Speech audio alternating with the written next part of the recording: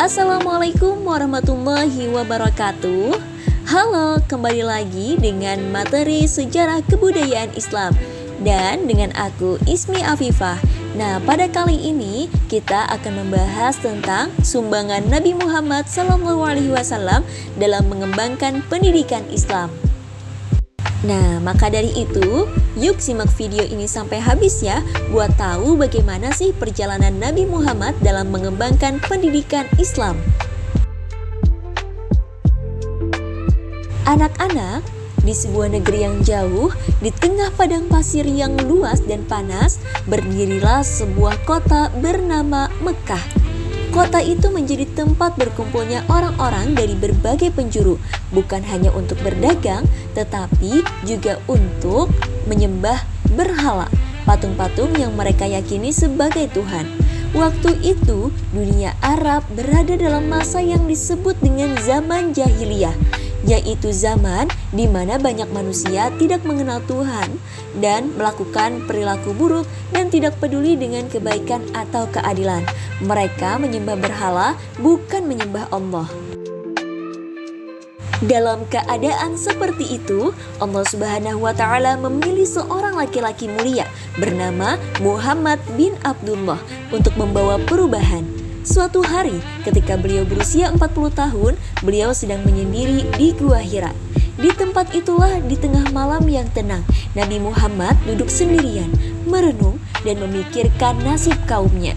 Kaum Quraisy di Mekah saat itu sering menyembah berhala, memperlakukan anak-anak perempuan dengan tidak adil, dan hidup dengan banyak sekali kebiasaan buruk. Nabi Muhammad merasa sedih melihat keadaan masyarakatnya.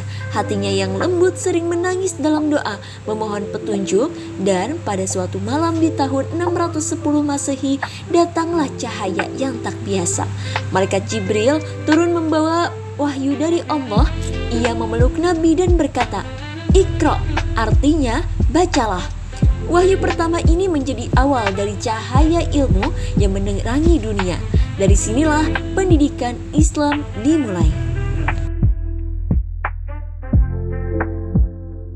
Dari sinilah dimulai perjalanan besar pendidikan Islam.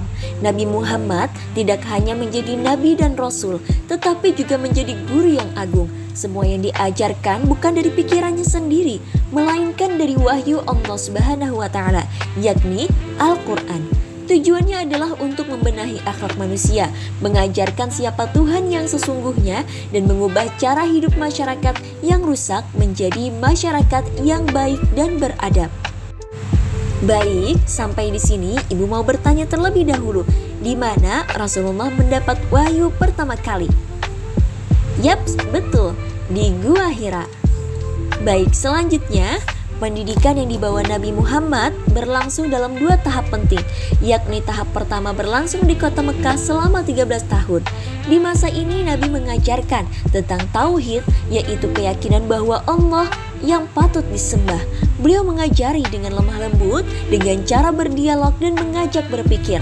Misalnya, beliau tidak hanya mengatakan jangan menyembah berhala, tetapi beliau juga bertanya, apakah berhala bisa menciptakan langit dan bumi? Dengan pertanyaan itu, orang-orang diajak berpikir menggunakan akal mereka. Nabi Muhammad juga menanamkan akhlak mulia, seperti berkata jujur, menepati janji, dan berbuat baik kepada sesama. Tapi, karena masyarakat Mekah belum semuanya menerima ajaran ini, maka Nabi menyampaikan pendidikan secara sembunyi-sembunyi. Beliau mengajarkan para sahabat di rumah Dar Al-Arqam, tempat berkumpulnya orang-orang yang ingin belajar Islam. Beliau menggunakan cara-cara yang luar biasa dalam mengajar, kadang dengan bertanya, kadang dengan memberi contoh, dan seringkali dengan menjadi teladan hidup. Misalnya, jika Nabi ingin mengajarkan tentang sabar, beliau sendiri menunjukkan sikap sabar meskipun sering dihina.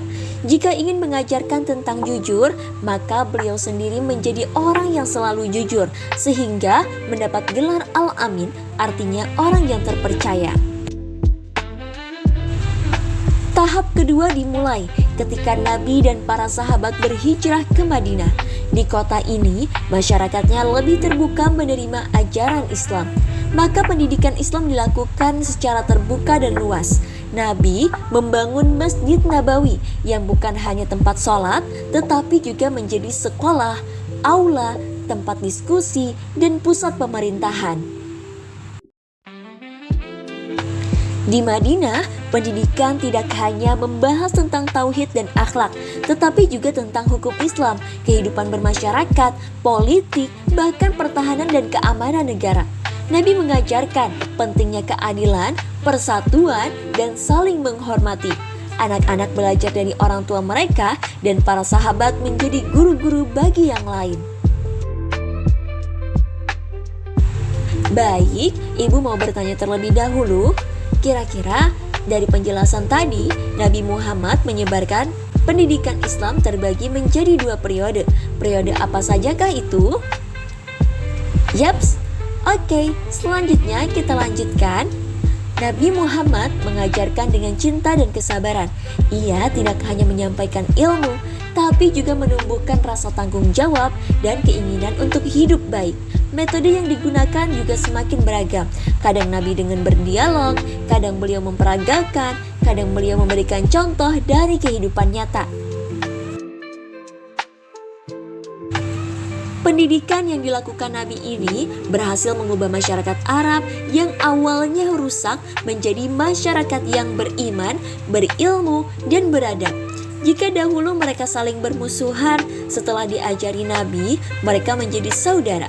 Jika dulu mereka menyembah banyak patung, setelah dididik oleh Nabi, mereka menyembah Allah yang Maha Esa. Nabi Muhammad tidak hanya mengajar dengan kata-kata, tapi juga dengan perbuatan. Ia menunjukkan akhlak yang sangat mulia. Bahkan, walaupun banyak orang yang tidak suka pada awalnya, Nabi tetap bersikap sabar, pemaaf, dan adil. Itu sebabnya banyak orang akhirnya percaya dan mengikuti ajaran beliau. Nah, anak-anak, inilah yang disebut dengan sejarah kebudayaan Islam. SKI sebagai peristiwa artinya kita mengingat dan mempelajari kejadian-kejadian penting di masa lalu umat Islam, seperti perjuangan Nabi dalam mendidik umat.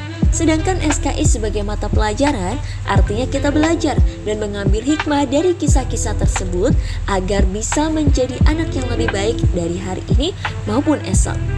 Kita banyak belajar bahwa dari sumbangan Nabi Muhammad dalam pendidikan, beliau tidak membangun gedung-gedung sekolah seperti sekarang, tetapi beliau membangun hati dan pikiran manusia. Pendidikan menurut Nabi bukan sekadar menghafal, tapi bagaimana mengubah diri menjadi lebih baik. Anak-anak, kalian juga bisa meneladani Nabi. Kalau di Mekah kita bisa belajar dari semangat menjaga akidah dan berkata jujur. Kalau di Madinah kita bisa belajar tentang kerjasama, tanggung jawab sosial, dan cinta tanah air.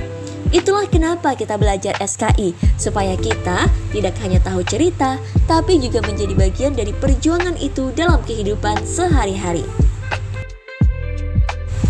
Baik, itulah tadi penjelasan dari Ibu mengenai sumbangan Nabi Muhammad dalam pengembangan pendidikan Islam. Maka dari itu kita tutup dengan wassalamualaikum warahmatullahi wabarakatuh. Dah.